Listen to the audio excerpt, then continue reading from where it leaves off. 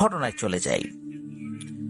ঘটনাটি যিনি পাঠিয়েছেন তার নাম মাসুদ রানা। ওনার বাড়ি কুড়িগ্রাম জেলার রাজারহাট উপজেলার বিদ্যানন্দ ইউনিয়নের গাবুর হেলান গ্রামে। ঘটনাটি উনি সংগ্রহ করেছেন আয়েশা নামের এক আন্টির কাছ থেকে। সম্পর্ক ওনার আন্টি হয়। তো এই আয়েশা আন্টির পরিবারের সাথেই ঘটনাটি মূলত ঘটেছিল। তো চলুন চলে যাই ঘটনায়। এই আয়েশা আন্টিরা 3 বোন। এই আয়েশা আন্টি সবার ছোট। তার বড় বোনের নাম হচ্ছে হীরা, আর মেজ বোনের নাম হচ্ছে জাহানারা। ঘটনার সময়কাল আনুমানিক 1998-99 সালের দিকে হবে আর কি। ওনাদেরই এলাকারই ঘটনা এটা। তো ওই সময় হীরা আন্টির বয়স 8-9 বছর, আর এই জাহানারা আন্টির বয়স 6-7 বছর। তখনও ওই আয়েশা আন্টির জন্ম হয় নাই। ওনাদের নদীর ওই পাশে চর এলাকায় জমি থাকার কারণে দিনের অধিকাংশ সময় ওনার মা বাবা চর এলাকায় থাকতেন। আর এই যে 2 বোন হীরা এবং জাহানারা, ওনারা অন্যান্যদের সাথে খেলাধুলা করতেন। বাচ্চারা কি করতো, ওই নদীর পাড়ে যে ভেজা বালি রয়েছে, ওই বালির উপরে বিভিন্ন ডিজাইনের ছবি আঁকতো। বাচ্চারা যেটা করে আর কি। এখনো কক্সবাজারে গেলে অনেক সময় দেখা যায় বালির উপরে আমরা বিভিন্ন ধরনের ডিজাইন করি মনের খুশিতে। ওই রকম আর কি, বাচ্চারা নদীর পাড়ে এরকম বিভিন্ন ধরনের ডিজাইনের আঁকিবুকি করে। নদীর পাড়ে খেলা করার সময় তারা লক্ষ্য করে যে নদীর খুব পাশ দিয়ে কি যেন একটা চকচক করতে করতে ভেসে যাচ্ছে। এই যে হীরা আন্টি, উনি বুক পানিতে নেমে জিনিসটা তুলে আনে। তো বাসায় এসে দেখে এইটা একটা ছোট্ট পিতলের ঘটির মতো কিছু একটা জিনিস। এটার উপরে যে কালো কাপড় থাকবে, লাল কাপড় থাকবে, বা এটার মুখমণ্ডল যে আটকানো থাকবে, এরকম কিছু না, জাস্ট একটা ছোটখাটো ঘটির মতো। তো ওনারা ভেবেছেন যে এটা দিয়ে ওনারা খেলবেন, কারণ বাচ্চাদের ছোট ছোট হাড়ি পাতিল থাকে না, যেটা দিয়ে তারা খেলা করে, ওই রকম আর কি। তারা ওইটাকে ওইভাবেই খেলার সামগ্রী হিসেবে ব্যবহার করবেন। তো ওই দিন রাতের বেলা খবর আসে কি, এই আয়েশার নানি, মানে আয়েশা আন্টির নানি মারা গেছেন। তো এটা শোনার পর এই আয়েশা আন্টির মা বাবা তারা চলে যান রাতের বেলাতেই। ওনারা দেখেন যে তার বাচ্চা দুটো ঘুমাচ্ছে। ওনারা কি করেছেন, ঘরের ভেতর থেকে একটা লক করেছেন, আর ঘরের বাইরে একটা লক করে চলে যান। ওনারা ভেবেছেন যে কাল সকালেই তো আসবেন। ওই অবস্থাতে বাড়ি দেখাশোনা করার জন্য লোক আর কোথায় পাবেন। পাশের বাড়ির একজনকে বলে গিয়েছেন অবশ্য যে ঘরের ভেতরে তার 2 মেয়ে ঘুমাচ্ছে, আর বাইরে থেকে ওনারা লক করে গিয়েছেন, মানে তালা মেরে গিয়েছেন। তবে ভেতরে আর একটা দরজা তো ভেতর থেকে লাগানো ছিল, যদি ইমার্জেন্সি হয়, বেশি প্রয়োজন হয়, তাহলে বাচ্চারা কিন্তু ওই দরজা দিয়ে আবার বেরোতে পারবে আর কি। এই জন্য ভেতর থেকেও এমন ভাবে পদ্ধতি করে ওনারা গিয়েছিলেন। তো রাত তো অনেক গভীর, 2 বোন ঘুমাচ্ছে। তাদের রুম ছিল 2টা, একটার ভিতর দিয়ে আর একটা যাওয়া যায়। হঠাৎ করে এই যে জাহানারা, উনি তার বোনকে ডাকতে থাকে। তখন এই যে হীরা আন্টি, উনি উঠে পড়ছেন, মানে কি হয়েছে। তখন এই জাহানারা আন্টি বলছেন যে একটু আসো, আমি ওয়াশরুমে যাব। তখন তারা মেইন দরজার কাছে গিয়ে দেখে যে বাইরে থেকে সেটা লক করা, মানে তালা লাগানো। মা বাবাও ঘরে নাই। ওই সময় তারা কিছু বুঝতে পারছিলেন না, কারণ ঘুমন্ত অবস্থাতেও তাদেরকে রেখে চলে গিয়েছিলেন তো তার মা বাবা। তখন পাশের যে ঘরে গিয়েছে, তখন ওইটা তো ভেতর থেকে লক করা, ওই দরজা খুলে বাইরে গিয়েছে তারা। 2 বোন বাইরে গিয়েছে। তো এই জাহানারা আন্টি ওয়াশরুমে গিয়েছেন, আর হীরা আন্টি বাইরে দাঁড়িয়ে আছেন। তো জাহানারা আন্টি ওয়াশরুম থেকে ফিরে হাত মুখ ধুয়ে আবার রুমে আসছেন। রুমে এসে ওনারা ঘুমাতে যাবেন, এমন সময় এই টিনের যে চাল, সেখানে টক টক টক টক করে শব্দ করতে থাকে কে যেন। হঠাৎ করে এরকম শব্দ, আর এর পরপরই একটা পুরুষ কণ্ঠ দরজার বাইরে থেকে বলতে থাকে, যেটা নিয়ে এসেছো সেটা সেই জায়গায় রেখে আসো। এখন এই ছোট দুই মেয়ে তারা তো কিছুই বুঝতে পারে না, তারা তো ভয়ে জড়সড় হয়ে বিছানায় শুয়ে পড়ে। তবে এরপরে ওই টকটক শব্দ বা আর কোনো ধরনের কথার আওয়াজ বাইরে থেকে তারা পায় নাই। তো এইভাবে কেটে যায় বেশ কয়েকটা দিন। আয়েশার বাবার ছিল মাছ ধরার নেশা, তিনি এখনো 12 মাস মাছ ধরেন। তো উনি একটা নতুন ট্যাটা বা থুকি, ওখানে থুকিও বলা হয় ট্যাটাকে, তো ওই ট্যাটা বানানোর জন্য ওই যে ছোট্ট যে পিতলের মতো দেখতে কলসটা, এটা নিয়ে গিয়েছেন। ওটা তো একটা ছোট্ট কলসের মতো বা ঘটির মতো ছিল। তো এইটা উনি নিয়ে গিয়েছেন, চিন্তা করেছেন যে এইটা দিয়ে উনি একটা কাজ করবেন। সেটা হলো এই ট্যাটার যে চোখা চোখা অংশগুলো, এই চোখা চোখা অংশগুলো বাঁশের সাথে, যেই অংশের সাথে লাগানো থাকে ওইটা কিন্তু খুব টাইট করে বাঁধা থাকে।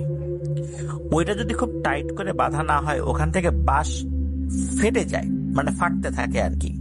আর ওইটা টাইট করে কোনো কিছুর সাথে লাগানো না থাকলে এই ট্যাটার চোখা অংশগুলো খুলে পড়ে সামান্য আঘাতেই।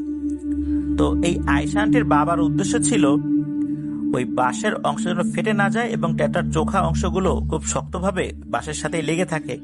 এই জন্য এই জিনিসটাকে গলিয়ে আংটার মতো করে বানিয়ে লাগিয়ে দেবেন। উনি এই জিনিসটা কিভাবে আসলো বাড়িতে, কোথায় এরা পেয়েছে, এত কিছু জিজ্ঞেস করেন নাই। চিন্তা করেছেন হয়তো বাসায় ছিল, এই তার মানে তার ওয়াইফ আর কি, সে হয়তো বা কোনো কারণে এটা রেখে দিয়েছিল, তার নজরে পড়ে নাই, এই জন্য উনি নিয়ে গেছেন, কারো কাছে কিছু জিজ্ঞেস করেন নাই। তো উনি তো নিয়ে কামারের কাছে গেছেন আর কি ওইটা। তো সব কাজ শেষ করার পর এই তামার যে কলসটি, এটা ওই কামার আগুনে বসিয়ে দিয়ে বলল যে আমি একটু বাসা থেকে আসি। তার বাসাটা একদম কাছাকাছি ছিল আর কি, 1 মিনিট 2 মিনিট লাগে হেঁটে যেতে আর কি, কামারের যেই ঘরটা আর কি সেখান থেকে। তো আয়েশার বাবা উনি তো বসে আছেন 2-3 মিনিট। উনি হঠাৎ করে দেখতে পেলেন যে তার থেকে 10 থেকে 12 হাত সামনে একটা ভেড়া দাঁড়িয়ে আছে।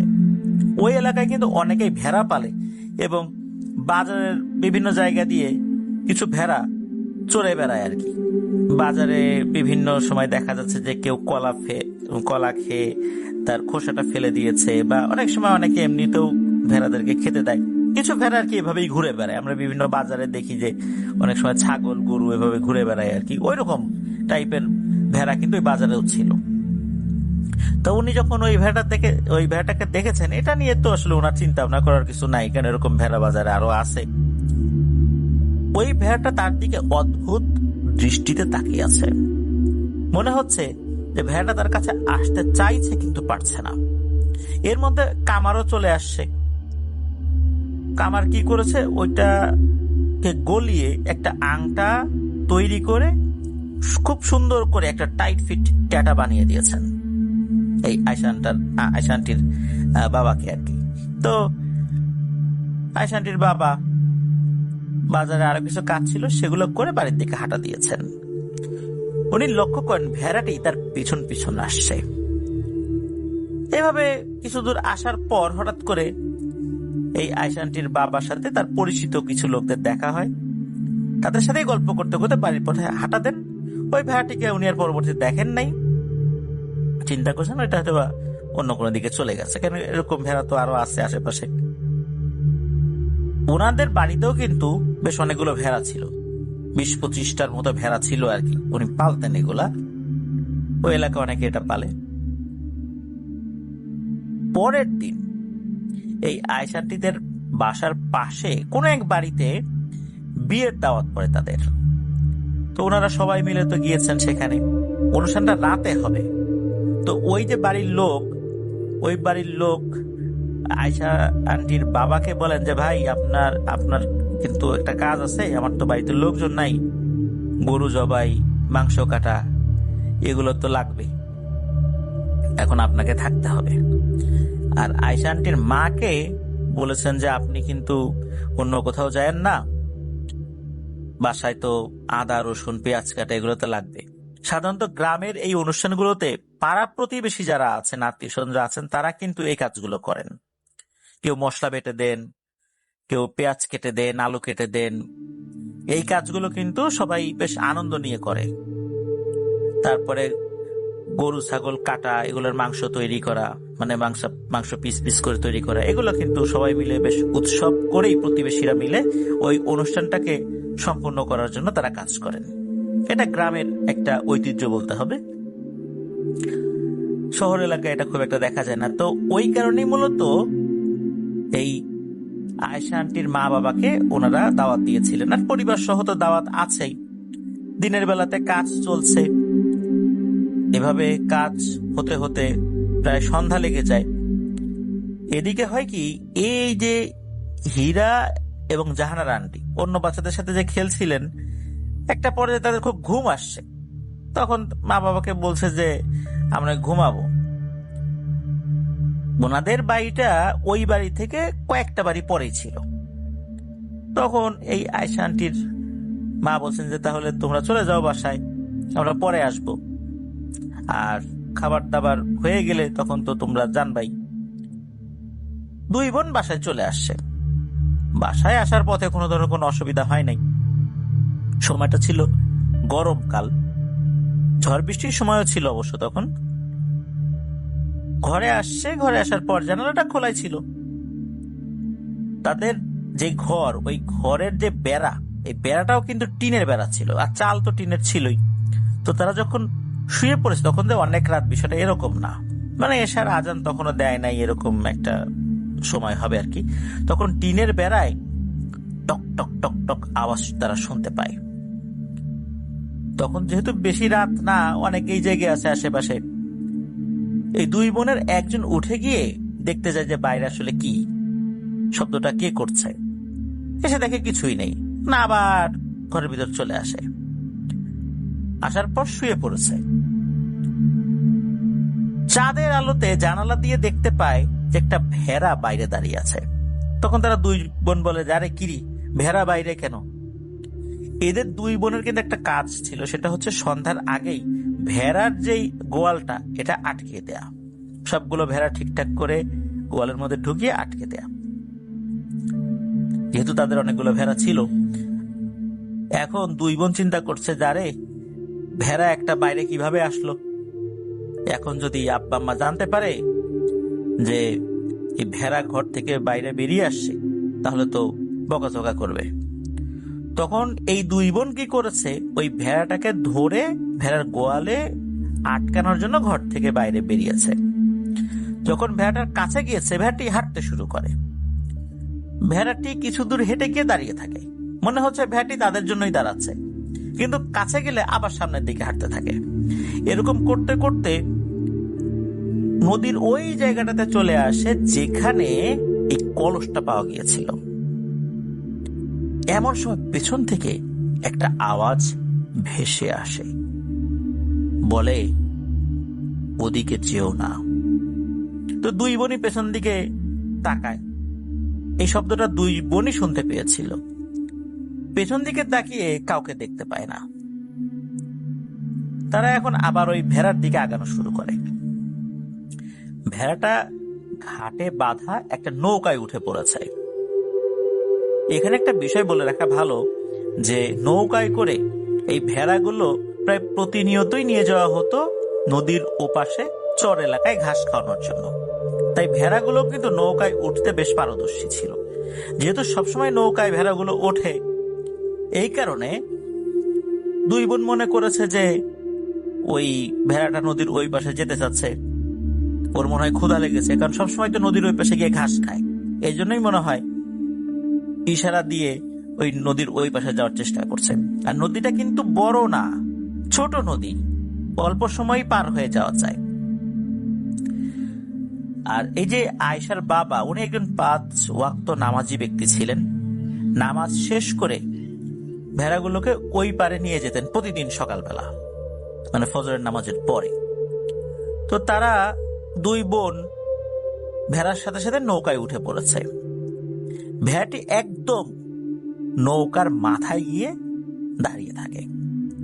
তারা দুই বোন যেই না নৌকায় উঠেছে তখনই নৌকার যে খুঁটি সেটি উপড়ে যায় আর নৌকাটি আপনা আপনি চলতে থাকে।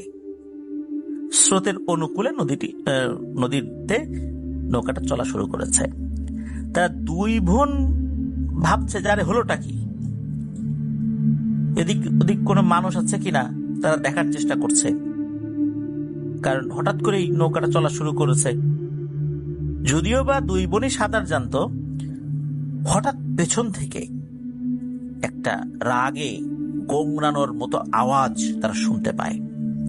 তখন জাহানারা যখন পেছন দিকে তাকিয়েছেন, তাকিয়ে দিয়েছে এক চিৎকার।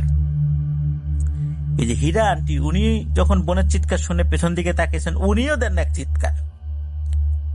তারা দুইজনই দেখতে পায় কালো লোমশ ভাল্লুকের মতো কোন একটা প্রাণী, হাত দুটো বেশ বড় বড়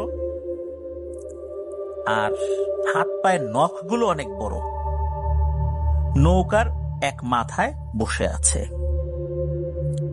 এটা দেখে তারা তো হাউ মাউ করে কান্নাকাটি এবং চিৎকার করতে থাকে। এমত অবস্থায় ওই প্রাণীটি উঠে দাঁড়ায় এবং তাদের দিকে এগিয়ে আসতে থাকে। নৌকাটা ছিল ছোট।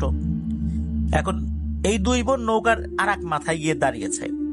ওই প্রাণীটি যখন খুব কাছে চলে এসেছে, ধরেই ফেলবে এমত অবস্থায় তারা নদীতে লাফ দেয়। আল্লাহর অশেষ রহমতে নৌকাটা ভাসতে ভাসতে নদীর ওই পারে একদম কাছাকাছি চলে আসছিল আর কি, স্রোতের অনুকূলে যেতে যেতেই। তো যেখানে তারা লাফ দিয়েছে ওইখানে আবার হাঁটু পর্যন্ত পানি ছিল। তারা তো পারে চলে আসছে। ওই সময় ওই প্রাণীটিও বড় বড় পা ফেলে তাদের সামনে আসতে থাকে। এটা দেখে তাদের যেই ধাপড়ি ঘর আছে ওইদিকে দৌড়াতে থাকে। ধাপড়ি ঘর বলতে বোঝায় হচ্ছে চরের মাঝে অস্থায়ী যে ঘর তৈরি করা হয় ক্ষেত পাহারা দেওয়ার জন্য এবং বিশ্রাম নেওয়ার জন্য, এটাকে ধাপড়ি ঘর বলে আর কি ওই এলাকায়। তো দুই বন্ধু দৌড়াচ্ছে আর ওই প্রাণীটাও বড় বড় পায়ে তাদের পেছন পেছন এগিয়ে আসছে। প্রাণীটি একদম কাছে চলে এসেছে। দুই বোনও ওই ধাপড়ি ঘরের কাছে চলে এসেছে। ধাপড়ি ঘরের ভিতরে ঢুকেই দুইজনের দরজা ঠেলে ধরেছে।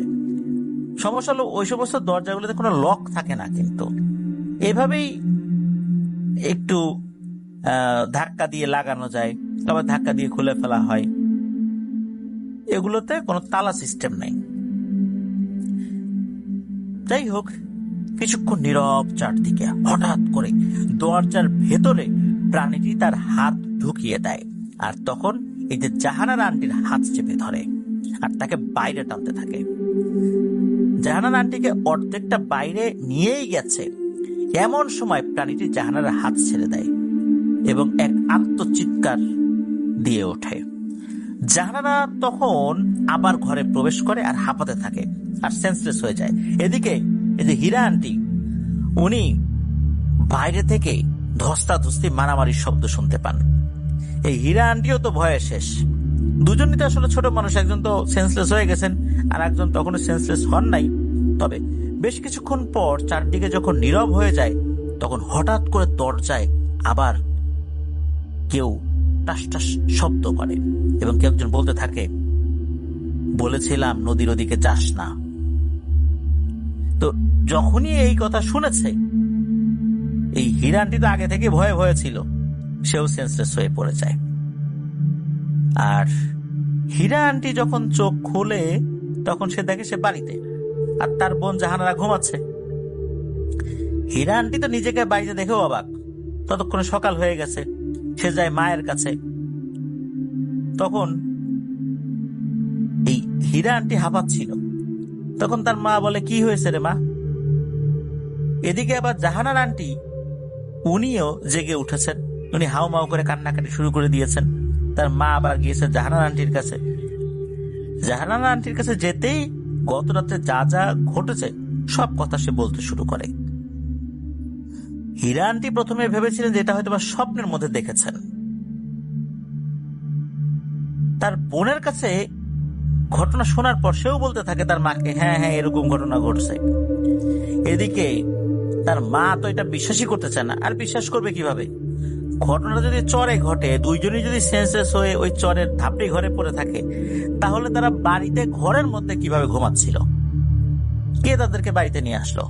তার মা তো এটা বিশ্বাসই করতে চায় না।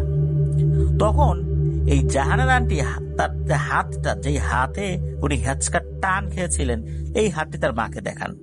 তার মা দেখে যে হাতের একটা জায়গায় লাল টসটস হয়ে গিয়েছে। নিশ্চয়ই ওখানে বড় ধরনের কোনো টান অনুভব করেছিল জাহানারা আন্টি, না হলে হাতের এই অবস্থা হওয়ার কথা নয়। তখন তার মা কিছুটা চিন্তিত হয়ে পড়েন এবং বলে, আচ্ছা ঠিক আছে, তোমাদের বাবা আসুক, দেখি তাকে বলি বিষয়টা। দুপুর নাগাদ এই আয়েশা আন্টির বাবা বাড়িতে আসছেন। তো এসে উনি হাটে চলে যাবেন, চলেও যান, রাত করে বাসায় ফিরছেন। তখন মূলত এই আয়েশা আন্টির মা এই বিষয়টা বলেন। এটা বলার পর তার বাবা তো রেগে ওঠাতে, কি বাচ্চাদের মতো তোমরাও শুরু করে দিলা, এরা ওইখানে গিয়ে অজ্ঞান হয়েছে, তাহলে বাসায় আসলো কিভাবে, যত সব ফালতু কথা, এইভাবে বলে উনি রাগারাগি করতে থাকেন। তখন ওই আয়েশাটির বাবা বলতে থাকেন যে আমার কিন্তু এখন মেজাজ গরম, এরকম উল্টাপাল্টা কথা বলো না, কারণ আমাদের যে ধাপড়ি ঘরটা আছে, এই ধাপড়ি ঘরের কাছে যে পেঁয়াজ লাগিয়েছিলাম, এই পেঁয়াজ ক্ষেতের বেশ কিছুটা অংশ নষ্ট হয়ে গেছে। মনে হচ্ছে বড় ধরনের কোনো প্রাণী ওখানে মারামারি করেছে, বা অনেকগুলো কুকুর শেয়াল একসাথে মারামারি করছে ওইখানে, যার কারণে পেঁয়াজের ক্ষেতের বেশ খানিকটা অংশ নষ্ট হয়ে গেছে। পেঁয়াজের বিভিন্ন অংশ একদম দুমড়ে মুচড়ে গেছে আর কি। তখন আয়েশার মা, মানে আয়েশা আন্টির মা, উনিও বাচ্চাদের ব্যাপারটা আবারও বলতে শুরু করেন যে ওরাও তো এরকম শব্দ শুনেছে ওইখানে। তখন আয়েশা আন্টির বাবা আবারও বললেন, আরে ঘুমাও তো, এমনিতে আসি এক টেনশনে, তোমরা আবার কিসের সাথে কি মিলাও। আসলে আয়েশা আন্টির বাবা ওই সময়ে এই কথার কোনো দাম দেন নাই বা গুরুত্বও দেন নাই। পরের দিন আয়েশা আন্টির বাবা ফজরের নামাজ পড়ে যখন তার ভেড়াগুলোকে নিয়ে নদীর ওই পারে যাবেন ঘাস খাওয়ানোর জন্য, দেখেন যে তাদের ভেড়ার গোয়ালের মধ্যে 2টা ভেড়া মরে পড়ে আছে। তো আসলে ওনারা তো এই পশুপালন করেন, এটা বিক্রি করেন, এটা তাদের আয়ের একটা অংশ। যখন আয়েশা আন্টির মাকে ডেকে উনি দেখান, আয়েশা আন্টির মাও কান্নাকাটি করেন, কারণ এই ভেড়াগুলোকে আসলে নিজের সন্তানের মতো করেই যত্নাত্তি করে বড় করেন। অদ্ভুত ব্যাপার হচ্ছে, ভেড়ার গায়ে আঘাতের কোনো চিহ্ন ছিল না। 2টো ভেড়া এভাবে মারা গেল, হঠাৎ করেই হয়তো বা কোনো সমস্যা হয়েছিল, এই জন্য মারা গিয়েছে। বাকি ভেড়াগুলোকে নিয়ে আয়েশা আন্টির বাবা উনি চর এলাকায় চলে যান। বাসায় ফিরে খাওয়া দাওয়া করে সবাই ঘুমিয়ে পড়েছেন। পরের দিন সকালবেলা এই আয়েশা আন্টির বাবা ফজরের নামাজ পড়ে আবার যখন ভেড়ার গোয়ালে ঢুকেছেন, তখন দেখেন আগের দিনের মতো, তবে এবার আর 2টা না, 1টা ভেড়া মরে পড়ে আছে। তারা আসলে কিছুই বুঝতে পারে না যে সমস্যাটা কি হয়েছে। সেদিন আর ভেড়া নিয়ে চরে না গিয়ে এই আয়েশা আন্টির বাবা গ্রামের এক পশু চিকিৎসককে ডেকে নিয়ে আসেন। তো উনি এসে ভেড়াগুলোকে চেক করে বলেন যে কই না তো, সবকিছু ঠিকঠাকই তো আছে, ওরা তো দিব্যি সুস্থই আছে। কেন যে এমনটা হয়েছে এটা তো বলতে পারছি না, এমনটাই বলেন আর কি ওই পশু চিকিৎসক। কিন্তু সমস্যা কি হয়, প্রতিদিন তাদের একটা করে ভেড়া মরতে থাকে। একদিন রাত্রে তারা শুয়ে আছেন, হঠাৎ করে তাদের অবশিষ্ট একটা যে ভেড়া ছিল করুণ সুরে ডাকতে থাকে। আয়েশার বাবা উঠে গিয়ে দেখেন ভেড়াটি মাটিতে শুয়ে একদম মুখ দিয়ে লালা ফেলছে, আর তার শরীরটা বারবার ঝাঁকুনি দিয়ে উঠছে। অল্প সময়ের মধ্যেই চোখের সামনেই অবশিষ্ট একটি ভেড়াও মারা যায়। আয়েশার বাবার তো মাথায় হাত। তাদের প্রায় 20টার উপরে ভেড়া, বাচ্চা সহ, বড় মাঝারি ছোট বাচ্চা সহ সবগুলো ভেড়া শেষ হয়ে গেল। কেন এমনটা হলো? ডাক্তার নিয়ে এসে ওষুধ খাইয়েও কোনো লাভ হলো না। ওদের অসুস্থতার কোনো লক্ষণও ধরা পড়েনি, দিব্যি সুস্থ স্বাভাবিকই ছিল। ওদের শরীরে কোনো আঘাতের চিহ্ন নাই। কেন এমনটা হলো?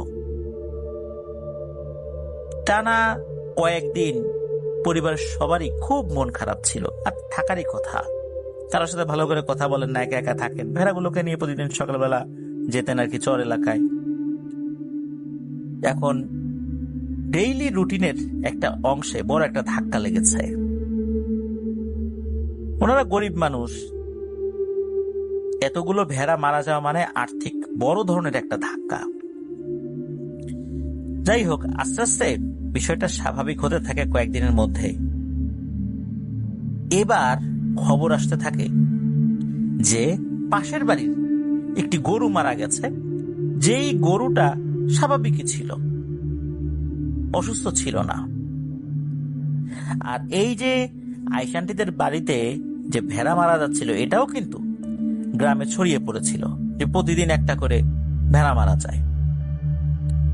এরপর যখন অন্য বাড়িতে গরু মরা শুরু হলো, আর এক বাড়িতে ছাগল মারা যাওয়া শুরু হলো, মানে প্রতিদিন একটা করে প্রাণী, মানে গবাদি পশু মারা যায়, যে কারো বাড়িতেই হোক না কেন। তখন গ্রামের লোকজন চিন্তা করলো নিশ্চয়ই কোন একটা মহামারী টাইপের কিছু হয়েছে, যার কারণে এই প্রাণীগুলো মারা যাচ্ছে। তবে সপ্তাহখানেকের মধ্যে এটা একদম বন্ধ হয়ে যায়। সবাই চিন্তা করে যাক, ঝামেলা চলে গেছে। আসলে এটা কেন হয়েছিল তখনও কিন্তু গ্রামের লোকজন বুঝতে পারে নাই। এভাবে প্রায় এক সপ্তাহ কেটে যায়। হঠাৎ করে এই আয়সান্টির বাবা জানতে পারেন যে চর এলাকায় চোর বের হয়েছে, পেঁয়াজ তোলার সময় হয়েছে।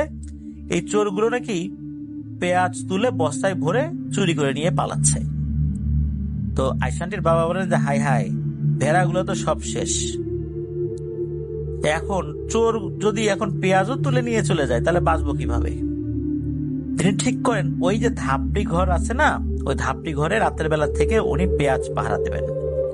তখন আয়সা আন্টির মা বলেছেন যে তুমি একটা কাজ করতে পারো, পাহারা দেওয়ার সাথে সাথে নদী তো আছে পাশে, ওখান থেকে কিছু মাছ ধরো। বিষয়টা আসলে মন্দ হয় না, এটাই চিন্তা করলেন আয়সা আন্টির বাবা। জাহানারা যিনি আর কি, উনি এবং হীরা, তারা কিন্তু অস্বাভাবিক আচরণ করে নাই, তারা স্বাভাবিকই ছিল, একদম স্বাভাবিক ছিল আর কি। এদিকে আয়সান্টির বাবা, উনি তো মাছ ধরবেন আর কি, মাছ ধরার সরঞ্জামাদি নিয়েও বের হয়েছেন। নদী পার হয়ে উনি চলে গেছেন তার ধাপড়ি ঘরে।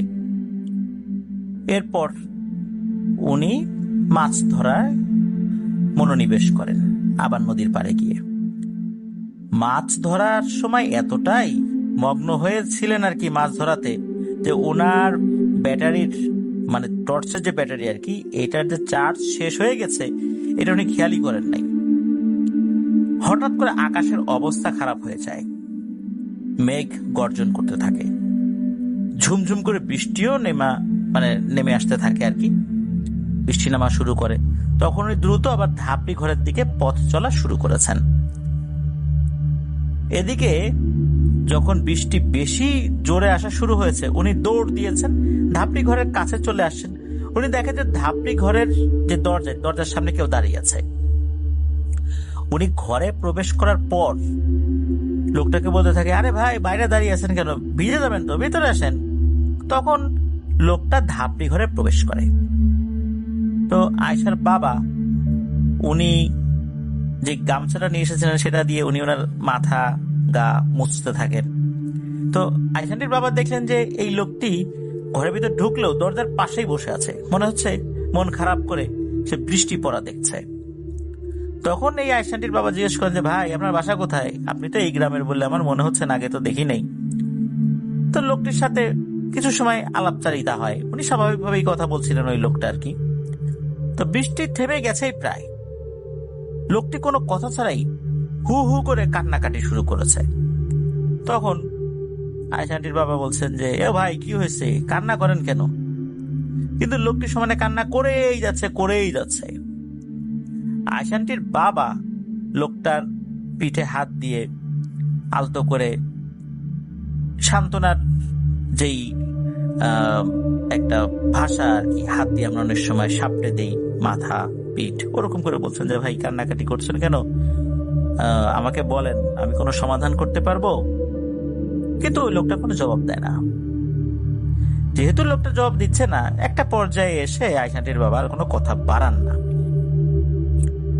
তো এর ভিতরে কি হয়, এই আয়সাটির বাবা উনি অনুভব করেন যে ওনার জল বিয়োগ করার জন্য বাইরে যাওয়া প্রয়োজন। তো উনি বাইরেও যান, যাওয়ার সময় বলেন যে ভাই আপনি যদি মনে চায় এখানে অপেক্ষা করবেন করেন, কোনো সমস্যা নেই। এটা বলে উনি কিছুটা দূরে গিয়েছেন এবং উনি ফ্রেশ হয়ে যখন আবার ওই ধাপড়ি ঘরের দিকে আসবেন, তখন পেছন থেকে কোনো একটা অদৃশ্য ব্যক্তি একটা কথা বলে ওঠে। কেউ বলতে থাকে, এ কোন বিপদ ঘরে আনলি রে, আল্লাহ তাআলা ভালো জানেন এখন তোর কি হবে। উনি পেছন দিকে তাকিয়ে দেখেন কেউ নাই। আয়সাটির বাবা মনের ভুল ভেবে আবারও হাঁটা শুরু করেন এবং ধাপড়ি ঘরে প্রবেশ করেন। বিদ্যুৎ চমকানোর আলোয় উনি দেখতে পান যে ওনার যে মাছের ব্যাগটা, যেটা উনি একটা পাশে রেখেছিলেন, সেটা ধাপড়ি ঘরের মাঝখানে এলোমেলো ভাবে পড়ে আছে। সেটাকে সোজা করার জন্য যখনই উনি তুলতে গিয়েছেন, দেখেন যে এটা একদমই হালকা, এর ভিতরে কোনো মাছই নাই। আবার যখন বিদ্যুৎ চমকানো আলোটা ঘরে প্রবেশ করে, তখনই দেখতে পান যে মাছের কাঁটাগুলো মেঝেতে পড়ে আছে।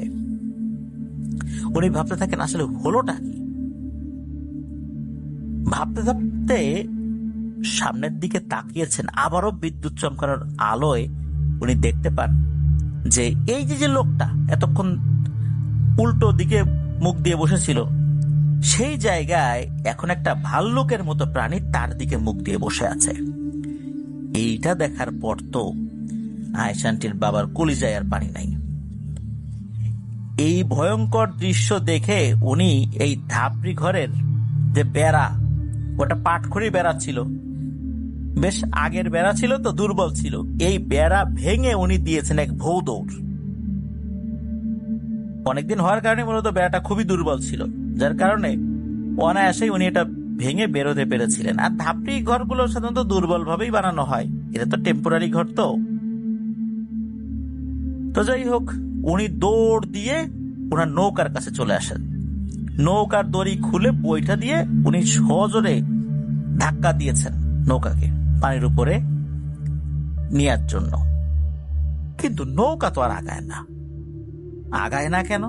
উনি যখন পেছন দিকে তাকিয়েছেন, তখন দেখেন ওই প্রাণীটা এক হাত দিয়ে নৌকার একটা অংশ ধরে রেখেছে। আয়সাটির বাবা তো ভয়ে অস্থির। তিনি কোনো কিছু না ভেবেই পানিতে লাফ দিয়েছেন।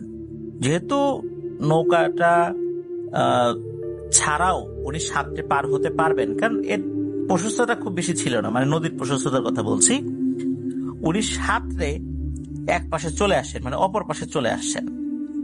যখনই আসছেন, উনি দূর থেকে দেখতে পান যে ওই প্রাণীটা ওই পাশে দাঁড়িয়ে আছে, ওই পারে দাঁড়িয়ে আছে। উনি তখন আবার অপর পারে আসা শুরু করেন সাঁতরে। যখন কাছাকাছি চলে আসছেন, তখন উনি দেখেন এবার ওই প্রাণীটা এই পারেও হাজির। এদিকে দুইবার সাঁতার দেওয়ার কারণে শরীরটা অনেকখানি ক্লান্ত হয়ে গেছে, আর ভয় এবং ক্লান্তি দুটো মিলেমিশে একাকার। শরীরে এখন আর জোর আসছে না। তারপরে উনি আবারও সাঁতার দেন অপর পাশে যাওয়ার জন্য। আগের মতো ওই প্রাণীটি এবারও আগে থেকেই হাজির এই পাশে। আয়সাটির বাবা ভাবেন যে আজকেই তার জীবনের শেষ দিন, তার হাত পার কিছুই কাজ করছে না। প্রাণীটি পানি থেকে 8 থেকে 10 হাত দূরে ছিল। তখন প্রাণীটি আয়সার বাবার কাছে আসতে থাকে। তখন আয়সার বাবা দেখেন যে নদীতে একটা হঠাৎ করে পাক সৃষ্টি হয়েছে, তার থেকে একটু দূরে। ওই পাকের ভেতর থেকে আরো একটা ভাল্লুকের মতো প্রাণী বের হয়ে এসে নদীর পাড়ে ওঠে। তখন এই দুইটি প্রাণীর মাঝে লেগে যায় তুমুল মারামারি। একটা পর্যায়ে একটি প্রাণী চিল্লাতে থাকে এবং একটি মোটা কণ্ঠে বলতে থাকে, খবরদার নদী থেকে উঠিস না, কিন্তু নদী থেকে উঠিস না, আর আমার জন্য দোয়া করিস যদি তুই বেঁচে থাকিস। এই বলে বিকট এক চিৎকার দেয় ওই প্রাণীটা। এরপর ওই প্রাণীটার আওয়াজ বন্ধ হয়ে যায়। আর তখন অন্য যে প্রাণীটা ছিল, ওই যে প্রাণীটা শব্দ করে চুপ হয়ে গেল মানে মারা গেল, আর যেই প্রাণীটা জিতে গেল ওই প্রাণীটা অন্য প্রাণীটার হাত পা ছিঁড়ে সব পানিতে ফেলে দিচ্ছে। ওই সময় কি হয়, ওই যে পাক সৃষ্টি হয়েছিল ওই পাক কিন্তু তখনও ছিল, ওর ভেতর থেকে মানুষের মতো দেখতে কিছু অবয়ব, 5-6টা অবয়ব ওরা উঠে আসে। তখন উপরে থাকা প্রাণীটা যখন হুঙ্কার দেয় তখন এগুলো আবার দৌড়ে ওই পাকের ভিতরে নেমে চলে যায়, তখন ওই পাকটাও বন্ধ হয়ে যায়। এদিকে এতক্ষণ এই সমস্ত জিনিস করতে করতে ফজরের আজানও দিয়ে দেয়, তখন ওই প্রাণীটা ভ্যানিশ হয়ে যায়। আয়শান্টির বাবা উনি বাসায় চলে আসছেন, ভয়ে কাঁপছেন। এরপর তার জ্বর আসে মারাত্মক। এভাবে 2 দিন চলে যায়, উনি কিছুটা সুস্থ। তখন উনি বাসায় কাউকে কিছু বলেন নাই। উনি মনে করেছিলেন এটা মনে হয় তাকে ভয় দেখানোর জন্য এমনটা করেছে, কারণ চর এলাকায় এই ধরনের ঘটনা কিন্তু ঘটে। এটা একটা বিচ্ছিন্ন ঘটনা উনি মনে করেছেন। এটা যে কোন একটা নির্দিষ্ট ঘটনার পরম্পরায় ঘটছে এটা উনি ভাবেন নাই, কারণ চর এলাকায় বিভিন্ন সময় বিভিন্ন লোক ভয় টয় পেয়েছে। এটা তো একদম নির্জন জায়গা, রাতের বেলা একদম ফাঁকা জায়গা, ওই সময় তো জিন পরি দেখা যাবে, এটাই স্বাভাবিক, অনেকে দেখেছেও। এই জন্যই মূলত উনি এই বিষয়টা নিয়ে খুব একটা চিন্তা ভাবনা করেন নাই। উনি ভাবেছিলেন যে এত রাতের বেলা আমার যাওয়াই উচিত হয়নি। আর ওনার চিন্তা ছিল যে ওনার যতটুকু স্মৃতিশক্তি সেটাকে কাজে লাগিয়ে উনি ভাবেন যে উনি তো কখনো কারো ক্ষতি করেন নাই, এমনকি রাতের বেলা কোনো প্রাণীকে আঘাতও করেন নাই যে জিন তার শত্রু হতে পারে, বা এমন উল্লেখযোগ্য কিছু উনি করেন নাই যার কারণে কোনো জিন তার পিছু লাগতে পারে। ওই দিন যখন সন্ধ্যা নামে তখন একটা খবর আসে, এই যে আয়শাটি দূর সম্পর্কের এক ফুফাতো ভাইকে পরি ধরেছে। যেহেতু পরি ধরেছে, তো ওই দিন এশার নামাজের পর আয়শান্টির মা সেই পরিধরা ছেলেটিকে দেখতে তার বাড়িতে যায়। তো ওখানে ওই পরিধরা ছেলেটি বেশ এলোমেলো কথাবার্তা বলছিল আর কি, যেটা হয় আর কি স্বাভাবিকভাবে। তো তাকে দেখার পর এই আয়শান্টির মা যখন বাড়িতে ফিরছিলেন, তার বাড়িতে যেতে লাগবে 5 থেকে 7 মিনিট পায়ে হেঁটে। পথের মধ্যে একটা ছোট বাঁশঝাড় পড়ে। যখন ওই বাঁশঝাড়ের কাছে এসেছেন তখন হঠাৎ করে একটা শব্দ শুনতে পান, মনে হচ্ছে হি হি করে কেউ হাসছে। আর বাঁশঝাড়গুলো মনে হচ্ছে শক্তিশালী কোনো প্রাণী একদম দুমড়ে মুচড়ে ফেলছে। উনি প্রথমে ভয় পান, আবার একটু কনফিউজড হয়ে যান। কারণ হচ্ছে ওই গ্রামে এক পাগলি থাকতো, সে কি করতো, রাতের বেলা ওই বাঁশঝাড়ে যেত। রাতের বেলা যদি কেউ হেঁটে বাঁশঝাড় দিয়ে আসতো, এই পাগলিটা বিভিন্নভাবে ভয় দেখাতো। ওই সময় কিন্তু এই আয়শা আন্টির 2 বোনও, মানে হীরা এবং জাহানারা আন্টি, এই 2জনও কিন্তু তার মায়ের সাথে ছিল। এদিকে এই ধরনের শব্দ হচ্ছে, তো ওনার মা কি করেছেন, হীরা এবং জাহানারা আন্টিকে একদম মানে 2 পাশ থেকে 2 হাত ধরে শরীরের সাথে একদম জড়িয়ে ধরেছেন। আর 2 পাশে 2 হাত ছিল, এই হাত দিয়ে তাদের কান চেপে ধরে রেখেছেন যাতে করে এই ধরনের শব্দ তারা না শোনে। এরপর দ্রুত বাড়ির দিকে হাঁটা শুরু করেছেন ওইভাবেই। তখন আরো একটা ব্যাপার আয়শা আন্টির মা উনি অনুভব করেন, মনে হচ্ছে এইটা অন্যান্য বার যে ধরনের ঘটনা ঘটে, ওই পাগলি যেভাবে মানুষকে ভয় দেখায়, মনে হচ্ছে এটা এরকম না। মনে হচ্ছে 2টো প্রাণী মারামারি করছে ভিতরে, এখন ধূপধাপ শব্দ হচ্ছে। হঠাৎ করে কোন একটা নারী কণ্ঠ পেছন থেকে বলে ওঠে, তাড়াতাড়ি বাড়িতে যা, তাড়াতাড়ি বাড়িতে যা, আর দেরি করিস না। এরপরে উনি তাড়াতাড়ি বাড়িতে চলে আসেন। উনি বাসায় এসে ঘরের দরজা লাগিয়ে দেন। তো এই আয়শা আন্টির মা উনি তখন তার স্বামীকে বলতে থাকেন যে আজ আমরা একসাথেই ঘুমাবো। আয়শা আন্টির বাবা বলেন, কেন, কি হয়েছে, কোনো সমস্যা হয়েছে নাকি? তখন আয়শা আন্টির মা বলেন, না, কিছু হয় নাই, আর যেটা হয়েছে এটা বললে তো তুমি বিশ্বাসই করতে চাইবা না। ওই সময় অবশ্য এই আয়েশা আন্টি তার মায়ের গর্ভে ছিলেন আর কি। ওনাদের যেই চকিটা ছিল ছোট ছিল, এই জন্য জায়গা সংকুলন হতো না। আর আয়েশা আন্টির বাবা উনি অন্য আর একটা পাশে ঘুমাতেন, মায়ের সাথে 2 মেয়ে ঘুমাতো। তখন আর কি আয়েশা আন্টির মা বলছিলেন যে আমরা আজকে সবাই একসাথে ঘুমাবো। আর গরমের সময় ছিল, ওই সময় জানালা তো খোলাই থাকে। চাপাচাপি করে ওই রাত্রে সবাই ওই চৌকিতে ঘুমানোর চেষ্টা করছেন, ঘুমিয়েও গেছেন। গভীর রাতে হঠাৎ করে এই আয়েশা আন্টির মায়ের ঘুম ভেঙে যায়। উনি মূলত যেই কারণে ঘুম থেকে জেগে গিয়েছিলেন, ওনার কাছে মনে হয়েছিল ওনার পায়ে পানি জাতীয় কিছু পড়ছে। উনি যখন চোখ খুলেছেন, উনি দেখেন যে জানালার ওপাশে একটা লোমশ ভাল্লুকের মতো প্রাণী। ওই প্রাণীটা তার যে বিশাল জিহবা, এটা বের করে তার পায়ে, বিশেষ করে পায়ের তালুতে টাচ করছে।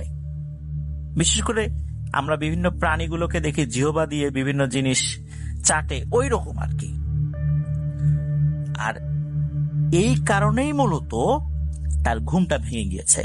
যখনই এটা দেখেছেন উনি চিৎকার দিয়ে বলেছে, ওরে মারে বাবারে, এটা কিরে। আর তখনই নাকি ওই প্রাণীটা একটা হাত ঢুকিয়ে দিয়েছে এই আয়েশা আন্টির মাকে ধরার জন্য। ওই প্রাণীটার হাত লম্বা ছিল অনেকটা, জানালার ওপাশ থেকে হাত লম্বা করেছে। ওই হাতটা এত বড় ছিল যে তার হাঁটু পর্যন্ত চলে আসছে, মানে আয়েশা আন্টির মায়ের হাঁটু পর্যন্ত চলে আসছে। তবে বিভিন্ন ভৌতিক ঘটনা আমরা দেখি যে হাত লম্বা করে অনেক দূর নিয়ে যায়, বিষয়টা এরকম ছিল না আর কি। এদিকে তার চিৎকারে যারা শুয়েছিল সবারই ঘুম ভেঙে যায়, আয়েশা আন্টির বাবারও ঘুম ভেঙে যায়। আয়েশা আন্টির বাবা বলে, কি হয়েছে? তখন উনি বলেন যে ভাল্লুকের মতো একটা প্রাণী আমার পায়ে জিহবা দিয়ে টাচ করছে, মানে স্পর্শ করছে বা চাটছে, এরকম বলেন আর কি।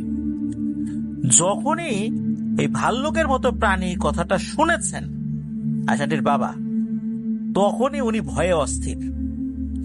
ওনার সাথে যে ঘটনা ঘটছে এটা তো পরিবারের সদস্যদের সাথে উনি শেয়ার করেন নাই, তারা ভয় পাবে এই চিন্তা করে উনি ভেবেছেন যে সর্বনাশ, চরের ওই পিশাচটা এখন তার পিছু পিছু বাড়ি পর্যন্ত চলে আসছে। হায় হায়, এখন তো একটা ব্যবস্থা করতেই হবে, নাহলে তো বিপদ। উনি কিন্তু এখনো বোঝেন নাই যে কোন ঘটনার প্রেক্ষাপটে এই সমস্যাগুলো হচ্ছে। উনি মনে করছেন ওই যে চরে ওই ভাল্লুকের মতো প্রাণীটা তার পিছু নিয়েছে, এখন পিছু নিয়ে তার বাড়ি পর্যন্ত চলে আসছে। পরের দিন সকালবেলা এই আয়েশা আন্টিদের বাড়ি থেকে 8 থেকে 10 বাড়ি পরে একটা কবিরাজ আছে। তো কবিরাজ আছে বলতে ওখানে আশেপাশে তার বাড়ি, 8 থেকে 10 বাড়ি পরে একটা কবিরাজ এসেছিলেন আর কি ওই বাড়িতে কোন একটা রোগী দেখতে। যখনই এই আয়েশা আন্টির বাবা খবরটা পান, তখন উনি সেই কবিরাজের সাথে দেখা করেন। দেখা করে ওই রুগীকে দেখার পর ওই কবিরাজকে তাদের বাড়িতে নিয়ে আসেন। আসন পাতা হয়। তো কবিরাজ অনেক চেষ্টা করেন, কোনো জিন হাজির হয় না। তিনি তখন তার অনুগত একটি জিনকে পাঠান এবং অদৃশ্য কোনো কিছুকে উনি আদেশ দিলেন যে যা তো বেটাকে ধরে নিয়ে আয়, এটা কে। এরপর উনি বেশ কিছুক্ষণ বসে রইলেন। হঠাৎ করে ওই আয়েশা আন্টিদের বাড়িতে যে গাছগুলো ছিল, কয়েকটা গাছ নড়তে থাকে। আশেপাশে ওই সময় বাতাস হচ্ছিল না, কিন্তু ওই গাছগুলো অস্বাভাবিকভাবে নড়ছিল। এরপর কবিরাজ কি করলো, তার যেই ঝোলাটা ছিল এইটা কাঁধে নিয়ে কোনো ধরনের কথা ছাড়াই এমন এক দৌড় দিল। এত জোরে দৌড় দেখে আয়েশা আন্টির বাবা চিন্তা করেছেন যে আরে কবিরাজ এইভাবে দৌড় দিল কেন। গণপিটুনি খাওয়ার জন্য, মানে গণপিটুনির হাত থেকে বাঁচার জন্য মানুষ যেভাবে দৌড় দেয় বা জীবন বাঁচানোর জন্য যেভাবে দৌড় দেয়, এইভাবে কবিরাজ দৌড় দিয়েছে। এরকম মুরব্বী একটা মানুষ হঠাৎ করে কোনো কথাবার্তা ছাড়াই উঠে দৌড় দিল, এটা কেন এমন হলো? উনি সেটা না জানতে পারলেও বা ওই সময় বুঝতে না পারলেও এতটুকু বুঝেছিলেন নিশ্চয়ই বড় ধরনের কোনো সমস্যা হয়েছে। তখন সুলেমান কবিরাজ কেন হয়? এই সুলেমান কবিরাজ হচ্ছে এই জায়রুল দাদার একটা ঘটনা সমাধান করেছিলেন। ইসাসা ঘটনায় এই বিষয়টা কিছুটা উল্লেখ আছে আর কি। তবে উনি খালিদ নামে একজনের কাছ থেকে যে ঘটনাটি সংগ্রহ করা হয়েছিল আর কি, খালিদের বাবার সাথে আসতে গিয়েও আসেন নাই এই সেই সুলেমান কবিরাজ। তো যাই হোক, সুলেমান কবিরাজ রাতের বেলা এই আয়েশা আন্টিদের বাসায় আসেন। তখন তিনি নাম করে একজন কবিরাজ ছিলেন অত্র এলাকায়। সব কথা শুনলেন, রুকিয়া শুরু করলেন, কিন্তু তিনিও পারেন না। তিনি বলেন এমন তো হওয়ার কথা না, জিন তো হাজির হওয়ার কথা। তিনি তখন তার অধীনে থাকা কয়েকটা জিনকে বলেন যে তোমরা খবর নাও তো আশেপাশে জিনদের কাছ থেকে, এই বেটা কে, এ আসে না কেন, এর সমস্যাটা কি। কিছুক্ষণ পর এই সুলেমান কবিরাজ কি করেন, কারোর সাথে মনে হচ্ছে কথা বলছেন, কিছু শুনছেন, হুম হুম করে উত্তর দিচ্ছেন, কিছু কথা জিজ্ঞেস করছেন, কিন্তু কার সাথে কি কথা বলছেন এটা কেউ দেখতে পাচ্ছে না। এরপর উনি আবার রুকিয়া শুরু করেন। উনি একজন তুলা রাশি ব্যক্তিকে সাথে নিয়ে আসছিলেন, একটা বৃত্তের মধ্যে বসিয়েছিলেন। তুলা রাশির ওই লোকটা কিছুটা কাঁপতে শুরু করে। কাঁপতে কাঁপতে সে উঠে আসে, উঠে এসে মানে বৃত্ত থেকে বের হয়ে গেছে। সুলেমান কবিরাজ যে বৃত্তের মধ্যে বসে আছে সেখানে এসে সুলেমান কবিরাজের মুখে ঠাস করে প্রচন্ড জোরে মেরেছে এক থাপ্পড় এবং বলে ওঠে, কিরে সুলেমান, কেমন লাগে? ভালো লাগে? এই কথা বলার পর সুলেমান কবিরাজও অবাক হয়ে গেছে। এই বৃত্ত থেকে বের হয়ে মুখে এত জোরে একটা চড় মেরেছে যে ওনার মাথা ঘুরে পড়ে যাওয়ার মতো অবস্থা। আর বৃত্ত থেকে বের হয়ে তার গালে এত জোরে চড় মেরেছে এবং চড়ের শব্দটা এত জোরে হয়েছে, আশেপাশের লোকজন যারা ছিল এরাও ভয় পেয়েছে। ভয় পেয়ে এদিক ওদিক ছোটাছুটি শুরু করেছে, বিভিন্ন জায়গায় গিয়ে আশেপাশে দাঁড়িয়ে গেছে ভয়ে, না জানি কি হয়। আবার এদের কাকে গিয়ে আক্রমণ করে বসে। সুলেমান কবিরাজ কি করলেন, একটু মাটি হাতে নিয়ে কিছু একটা পরে ফু দিয়ে সেগুলো তার সারা শরীরে মেখে নেন, মানে মাসেহ করে নেন আর কি। তখন উঠোনের মধ্যে কবিরাজ আর এই তুলা রাশির ব্যক্তিটা দাঁড়িয়ে আছে, দুজনে দাঁড়িয়ে আছেন কিন্তু। আর বাকি যে লোকগুলো ছিল এরা বিভিন্ন জায়গায় সরে গিয়ে ঘাপটি মেরে আসছে যে কি হয় দেখার জন্য। তখন সুলেমান কবিরাজ বলে যে এই পরিবারের লোকজন তোমার কি ক্ষতি করেছে, কেন লেগেছে এদের পিছনে? তখন ওই তুলা রাশি এই ব্যক্তিটা তার ভেতর থেকে বলে ওঠে, এই বেটা সুলেমান, তোকে বলতে যাবো কেন? তুই বাঁচবি কি বাঁচবি না তুই সেই চিন্তা কর, আর তুই আসছিস আমার কাছ থেকে জবাবদিহি নিতে। এখান থেকে যাবি নাহলে কিন্তু তোরও খবর আছে। এই কথা বলার পর পরে তুলা রাশির লোকটা ঠাস করে মাটিতে পড়ে যায়, অজ্ঞান হয়ে যায়। লোকজন বুঝতে পারে এবং সুলেমান কবিরাজও বুঝতে পারে যে এই জিনটা এই তুলা রাশির শরীর থেকে বের হয়ে চলে গেছে। সে কোনো উত্তরই দিল না। এদিকে এরকম সজোরে চর খেয়ে সুলেমান কবিরাজ তো মাথা ঘোরা শুরু হয়ে গেছে, ওনার শরীরের শক্তিও কমে গেছে। তারপরও লোকজন যারা ছিলেন আশেপাশে তারা বের হয়ে আসছেন। সুলেমান কবিরাজ আর ওই যে তুলা রাশির লোকটাকে বাতাস করা শুরু করেছেন, পানি টানি খাইয়ে দিচ্ছেন আর কি। এরপরে যখন একটু স্বাভাবিক হয়েছেন সুলেমান কবিরাজ, আবার উনি রুকিয়া করতে থাকেন, কিন্তু তখন আর ওই জিনটা হাজির হয় নাই। এখন সুলেমান কবিরাজ উনি কিছু কথা শুনতে পেলেন, মনে হলো যে তার কিছু জিনেরা এসে আবার কিছু তথ্য দিয়ে গেল। এরপর সুলেমান কবিরাজ বলেন যে আমার অনুগত জিনেরা এসে কিছু তথ্য দিল, সেটা হলো এই যে জিনটা, এই জিনটাকে আনার জন্য প্রথমে এক কবিরাজ একটা জিনকে পাঠিয়েছিল। ওর কি হয়েছে এই বিষয়ে কোনো তথ্য পাওয়া যায় না। তবে আমার যে জিনগুলো এই জিনের তথ্য নেয়ার জন্য গিয়েছিল তারা জানালো এই জিনটা আসলে পানির জিন। তবে সে এই এলাকার না, সে অন্য কোনো খান থেকে এখানে এসেছে, আর সে খুবই শক্তিশালী। ওর সাথে যুদ্ধ করে পারাটা আপাতত মুশকিল হয়ে যাবে। এই তথ্যটুকুই শুধু সুলেমান কবিরাজ বলতে পেরেছিলেন, এর বেশি কিছু আর বলতে পারেন নাই। তবে সুলেমান কবিরাজ কাগজে একটা ঠিকানা লিখে দেন এই আয়শান্টির বাবাকে। ঠিকানাটা ছিল লালমনিরহাটের কোন একটা স্থানের, সেইখানে একজন হুজুর আছে, তো সেই হুজুরের ঠিকানা বলে দেন যে এই হুজুরকে আনতে যান, উনি একটা সমাধান দিতে পারে, উনি এই বিষয়ে বেশ সিদ্ধহস্ত। পরের দিন সেই হুজুরকে আনতে যান এই আয়শান্টির বাবা। বিকেলের মধ্যেই চলে আসার কথা, কিন্তু বিকেলবেলা থেকে শুরু হয় ঝড় বৃষ্টি। আয়শান্টির মা ভাবেন যে আজকে রাত্রে তো মনে হয় এই আয়শান্টির বাবা আর আসবেন না। তিনি তখন ছাতা মাথায় দিয়ে ওই যে পরিধরা ছেলেটি, যার কথা আমরা কিছুক্ষণ আগে বলেছিলাম, তার বাড়িতে গিয়েছে। গিয়ে ওই ছেলের মাকে বলতে থাকে যে জাহানার বাবা তো বাসায় আজকে রাত্রে আসতে পারবে বলে মনে হয় না, আপনি একটু আমার বাসায় আসেন। তখন ওই ছেলেটার মা বলে, আচ্ছা ঠিক আছে যাবো, সমস্যা কি। এমন সময় ওই পরিধরা ছেলেটি তার মাকে উদ্দেশ্য করে বলতে থাকে, না না না, ভুলেও এই কাজ করা যাবে না, ওই বাসায় যাওয়া যাবে না। তখন মূলত ওই ছেলেটা পজেসড অবস্থাতে ছিল, এবং ওই ছেলেটার ভেতর থেকেই ওই পরিটা বললে ওঠে, সেদিন তো আর একটু হলেই এই মহিলা মারা যেত।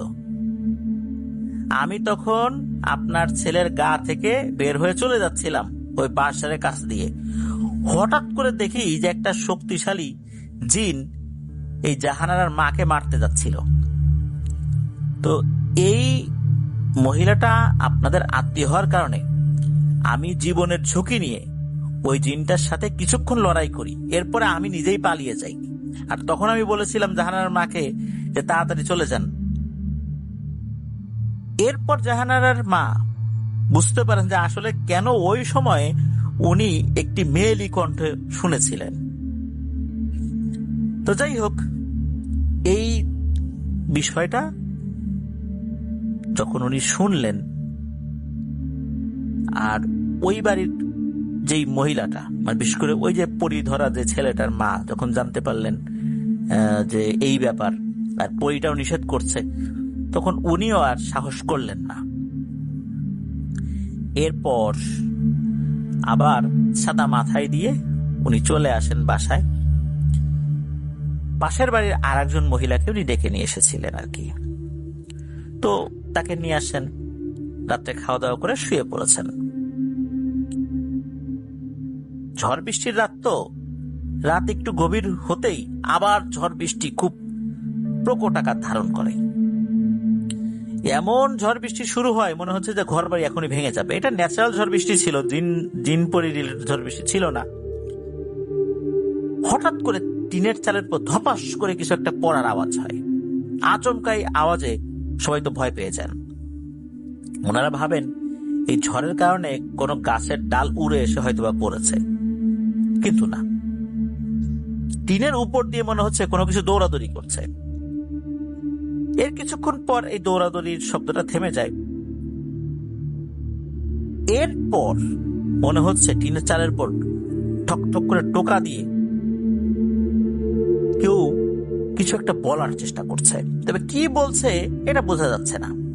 এর কিছুক্ষণ পর ঘরের যে দরজা, সেই দরজায় টক টক করে টোকা দিচ্ছে, এবং এই আয়শান্টির বাবার কণ্ঠে বলছে, এই খোলো, তাড়াতাড়ি খোলো। তখন ওই যে মহিলাটা যিনি আসছেন আর কি ওই বাড়িতে, উনি আবার উঠে দরজা খুলবেন।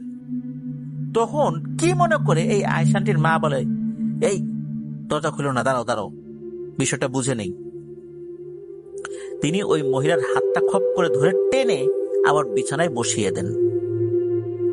এবার খুব জোরে দরজায় বাড়ি দিয়ে বলছে, এই খোলো না, বৃষ্টি তো ভিজে যাচ্ছি। তো আয়শান্টির মা ভেবেছেন এটা সত্যি ওনার স্বামী হবে, কারণ প্রথমবার উনি পরখ করার চেষ্টা করেছিলেন যে কোনো জিন পরি কিনা। পরের বার যখন বুঝতে পারলেন যে তার স্বামী হবে, উনি উঠে যাবেন দরজা খুলতে, এমন সময় বাড়ি থেকে বলে উঠছে, দরজা ভেঙে ফেলবো কিন্তু, এতক্ষণ লাগে নাকি? খোল বলছি, তাড়াতাড়ি খোল। যখনই এটা বলেছে তখনই এই আয়শান্টির মা থেমে গিয়েছেন। কারণ হচ্ছে যে ওনার ওই সময় যত বছরের দাম্পত্য জীবন, এর মধ্যে একটা বারের জন্য, এমনকি ঝগড়ার মধ্যেও কখনো আয়শান্টির বাবা আয়শান্টির মাকে তুই তুকারি বলে সম্বোধন করেন নাই। হঠাৎ করে এরকম তুই তুকারি করছে, এটা তো হতেই পারে না। ঘটনাটা কি?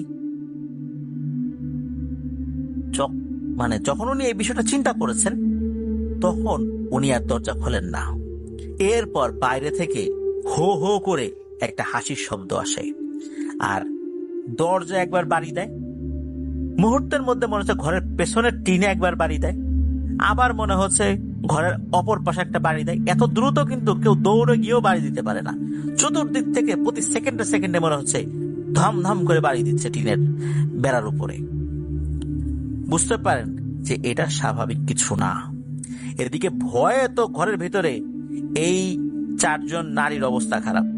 এই যে হীরা আন্টি, জাহানারা আন্টি, তাদের মা, আর যে বাইরের যে মহিলা, বাড়িতে কোনো পুরুষ লোক নাই, ঝড় বৃষ্টি হচ্ছে, এর ভিতরে এই সমস্যা শুরু হয়ে গেছে। তো যাই হোক, এভাবেই রাত কেটে যায়। একটা পর্যায়ে এসে এই সমস্যাটা কমে যায়। ঘন্টাখানেক এরকম চলেছিল আর কি। তো এরপরে ওনারা ঘুমিয়ে পড়েছিলেন। পরের দিন সকালবেলা সেই হুজুরকে নিয়ে এই আয়শান্টির বাবা বাড়িতে আসেন। মূলত উনিও ঝড় বৃষ্টিতে আটকে গিয়েছিলেন, আসতে পারেন নাই। ওখানেও ওই লালমনিরহাটেও ঝড় বৃষ্টি হচ্ছিল আর কি, সিজনটাই এরকম ছিল, যার কারণে উনিও আসতে পারেন নাই। হুজুর আসেন। হুজুর আসার পর হুজুর বলেন যে আমি আমার জিনদেরকে দিয়ে এই জিনটার ব্যাপারে তথ্য সংগ্রহ করতে বলি। ঘন্টা 3 পার হয়ে যাওয়ার পরও ওরা আসছিল না। এরও বেশ অনেকক্ষণ পর জিনেরা কিছু তথ্য এনে দিতে সক্ষম হয়। ওরা যেটা জানায় সেটা হচ্ছে এই যে জিনটা, এটা একটা পানির জিন। অনেক বছর আগে এই জিন তাণ্ডব করে বেড়াতো পানির বিভিন্ন জায়গায়। তার অধীনে 7টা ছোট ছোট দল ছিল, এরাও শক্তিশালী ছিল। এর এলাকা ছিল বিশাল।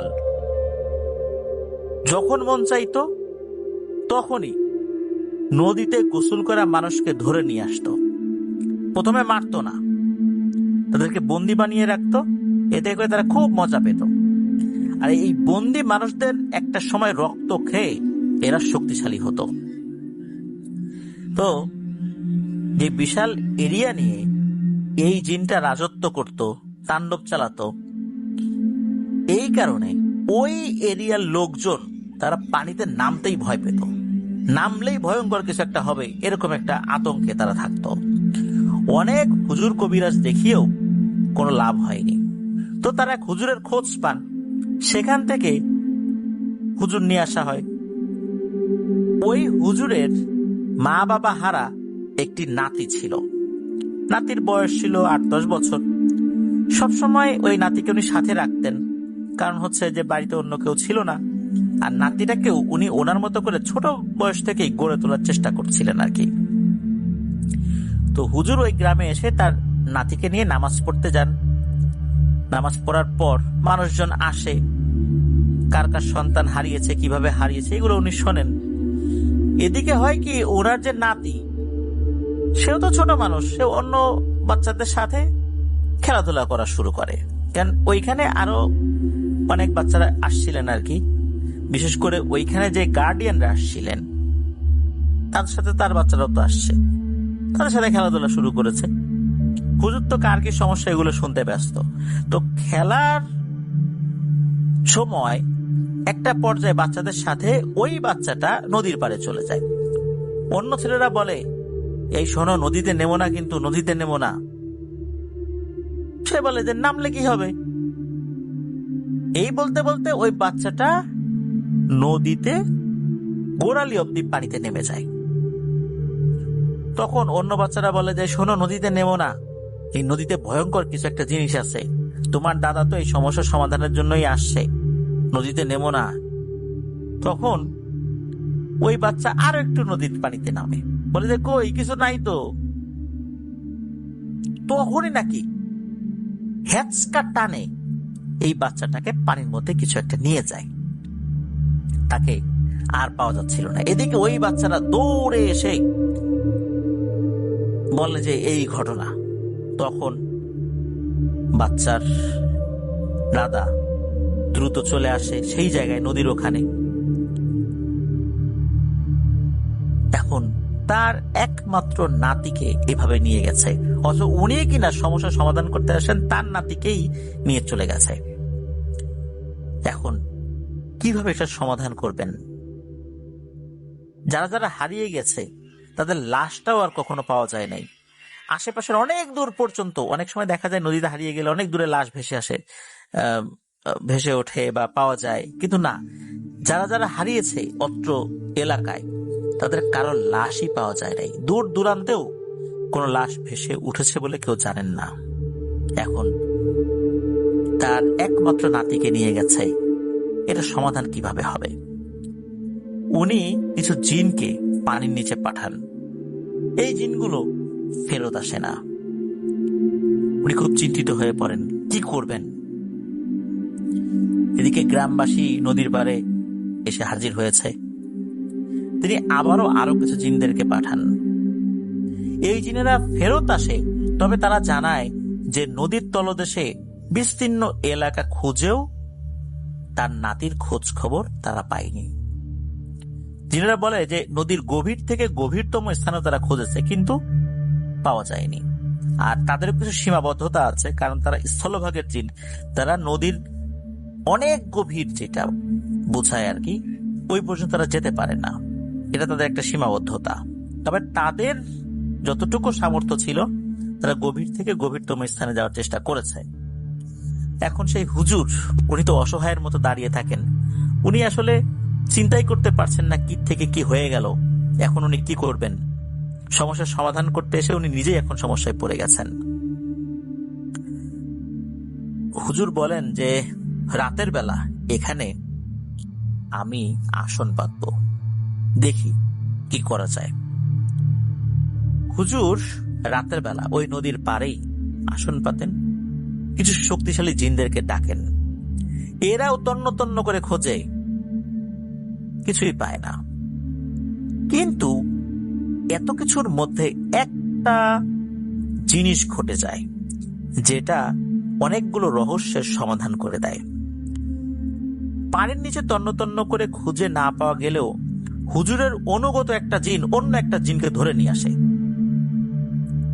হুজুরের অনুগত জিনটা বলে যে হুজুর দেখেন, এই জিনটা আমাদেরকে লুকিয়ে লুকিয়ে দেখছিল, তাই ধরে নিয়ে আসছি।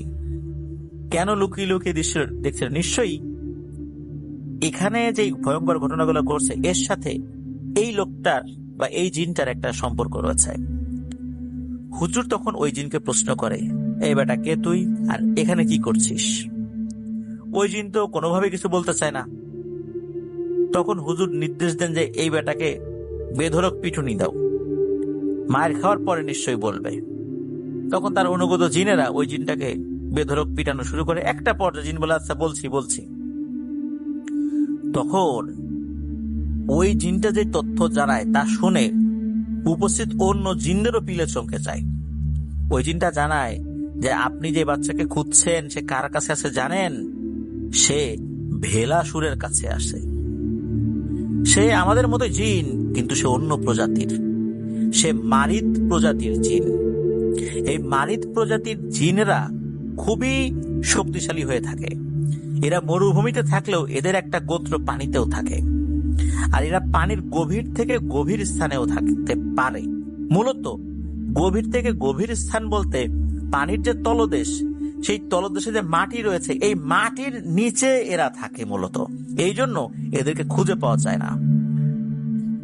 আমাদের সাধারণ জিনদের একটা সীমাবদ্ধতা রয়েছে, আমরা সর্বোচ্চ মাটি পর্যন্ত যেতে পারি, কিন্তু এর নিচে যেতে পারি না। আর এ মাটির নিচে আস্তানা গেড়েছে। আমরা পিশাচ শ্রেণীর জিন হয়েও এই ভেলাসুরকে দেখে মারাত্মক ভয় পাই। আগে এই এলাকায় আমরা সব জিনেরা একসাথেই ছিলাম, হঠাৎ করে কোত্থেকে এই ভেলাসুর তার দলবল চেলাগুলোকে নিয়ে এসে আমাদের উপর হামলা চালায় আর আমাদেরকে তার আনুগত্য স্বীকার করতে বলে। আমাদের গোত্রের সর্দার রাজি না হওয়ার কারণে আমাদের চোখের সামনেই তাকে মেরে ফেলে।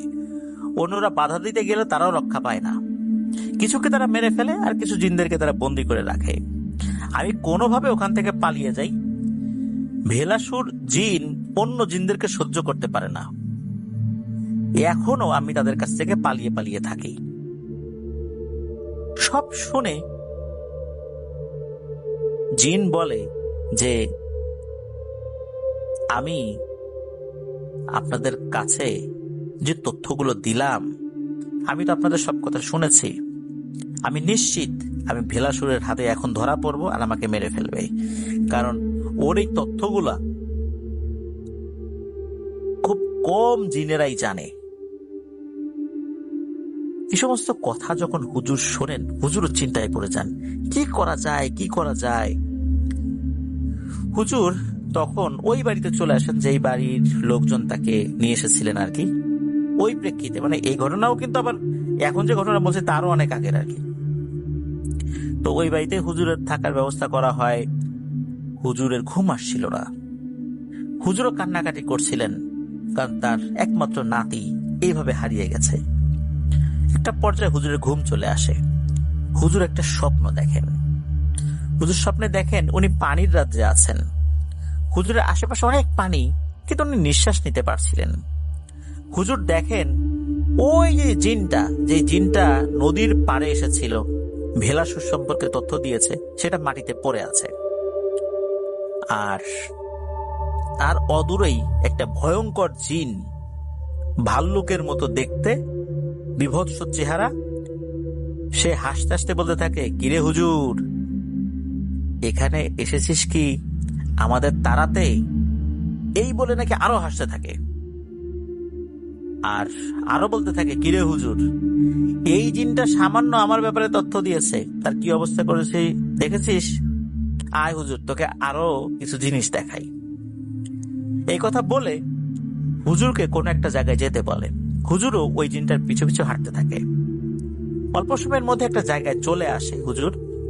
দেখা যায় এটা একটা কারাগার, মানে বন্দিশালার মতো দেখতে একটা জায়গা।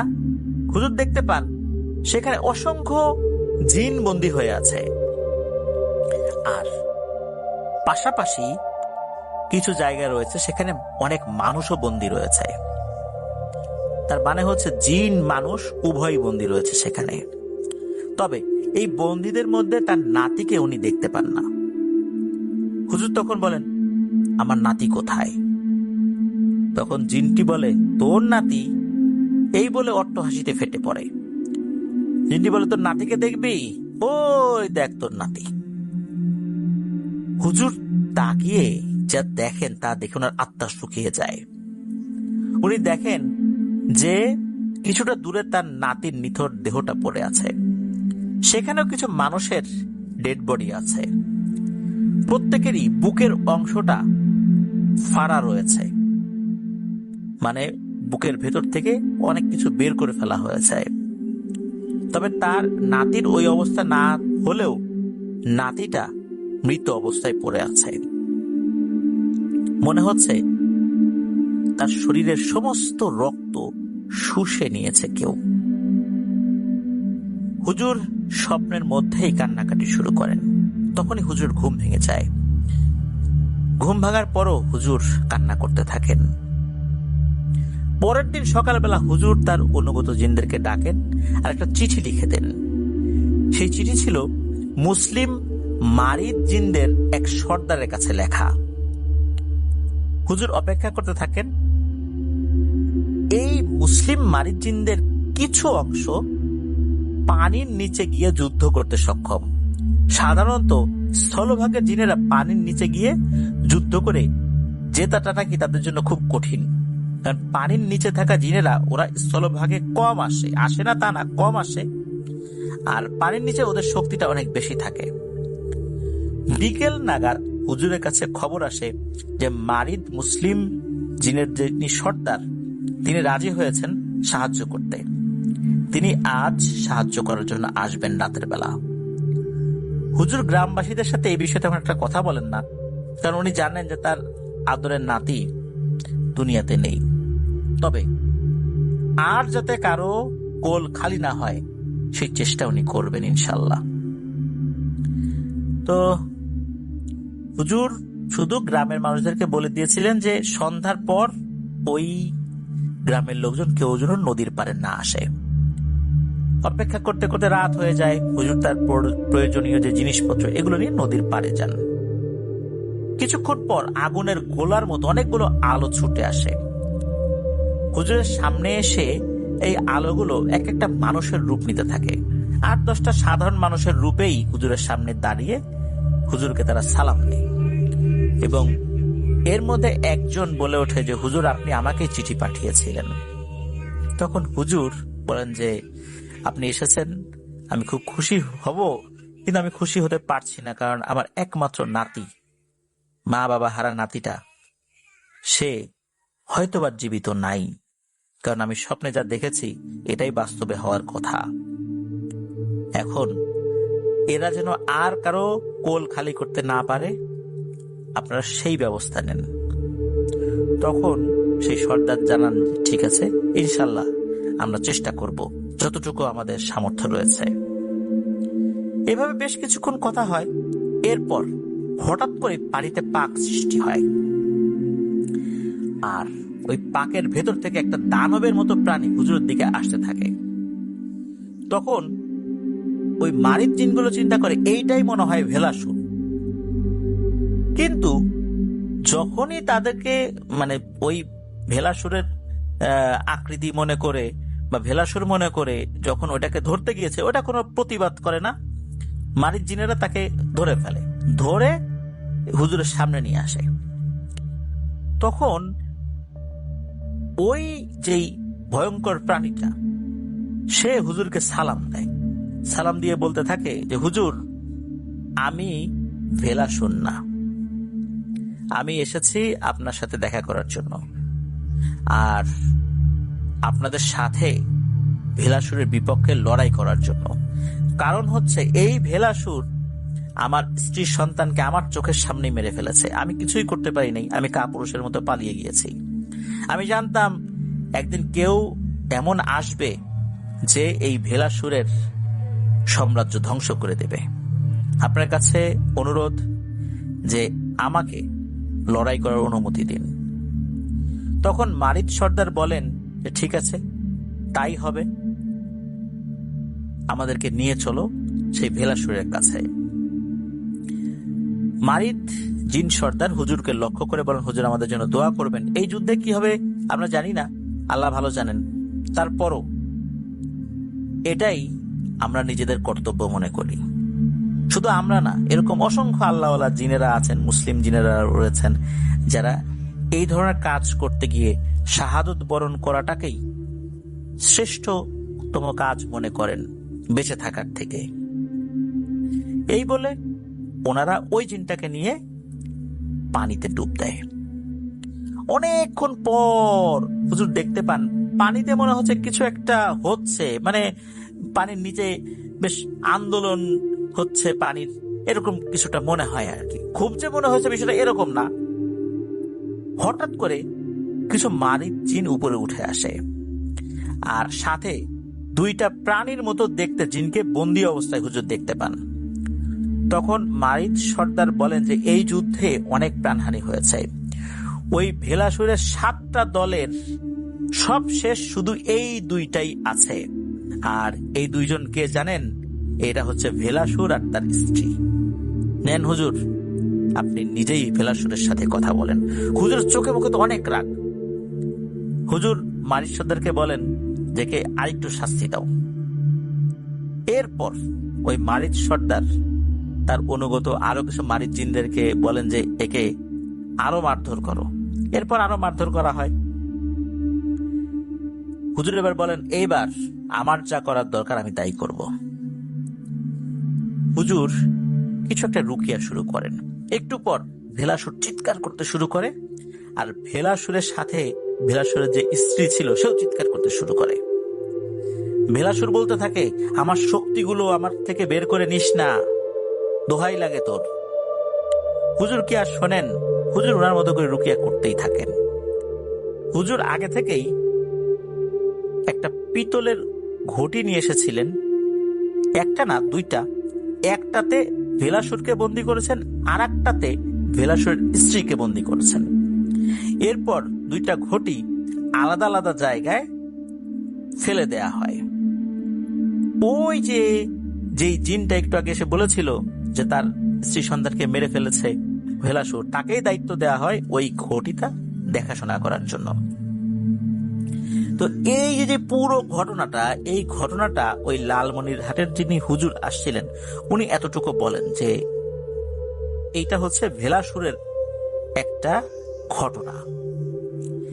এই সমস্ত কথা শোনার পর এই যে আয়েশা আন্টির বাবার চোখে মুখে তো ভয়, যে সর্বনাশ, মনে করছিলাম চর এলাকার কোন জিন তার পিছু নিয়ে বাড়িতে আসছে, কিন্তু এইটা কি এত ঝামেলা বা এত গভীরে যে এটা শিকড়, এটা তো জানা ছিল না।